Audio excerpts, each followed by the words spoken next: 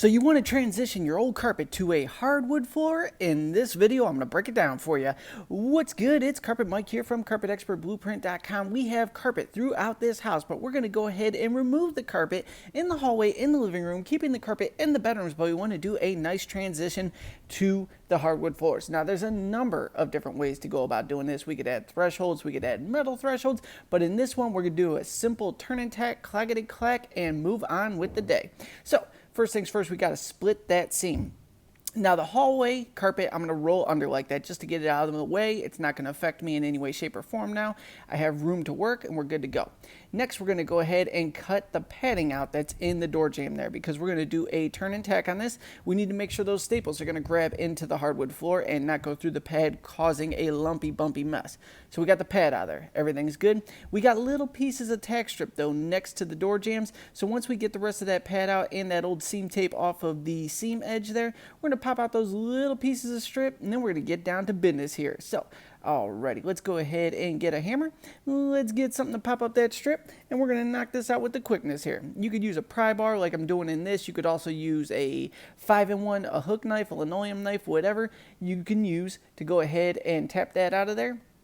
Clear the space so everything's smooth sailing and you'll be ready to rock. So let's get under that tack strip, tap, tap, tap.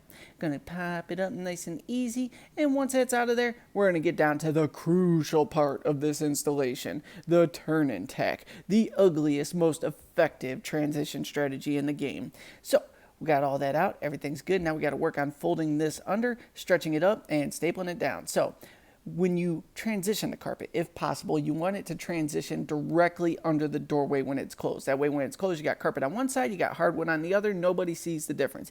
Sometimes that can't be avoided in these situations, and you just, sometimes you got a bad transition. What are you going to do? That's when you add thresholds and things like that to go ahead and smooth out the scenario. But in this one, we're going to be good to go. So we're going to kick it up, staple it down. Make sure it's rolled under, going straight from jamb to jamb. Kick it up, staple it down. That's all there is to this. Now, we're using a Roberts electric stapler in this video. You can get these for just under $100 on Amazon or at Menards, places like that. But on top of that, it's a phenomenal upholstery type tool. So if you want to take on those little DIY home projects, have one in your toolkit, it is a great tool for just the average day-to-day. They do break down somewhat easily, but all in all, good one and a fun one to have in the toolbox. But that's all there is to this. We're just going from door jamb to door jamb, rolling it under, stapling it down, and you're good to go.